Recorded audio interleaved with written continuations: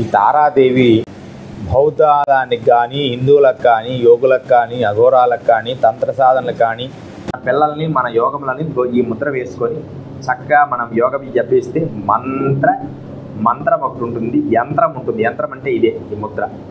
తంత్రము అంటే ఈ ప్రక్రియ మనం ధ్యానం చేస్తాం కదా, తంత్రం ఇదే.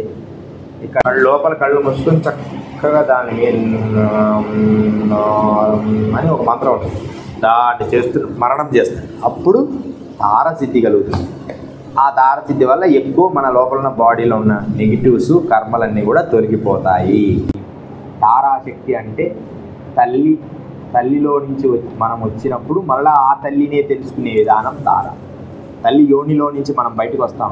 ఆ తల్లి యోని భాగాన్ని నిజమైన ముక్తి సోపానంగా, నిజమైన మోక్ష మార్గముగా, అంత గొప్పదాన్ని గౌరవించి ముద్ర వేసి సాధన చేస్తామని చెప్పి అదొక విధానంగా దాన్ని గౌరవించేస్తే మన శక్తి ఉత్పన్నమవుతుంది.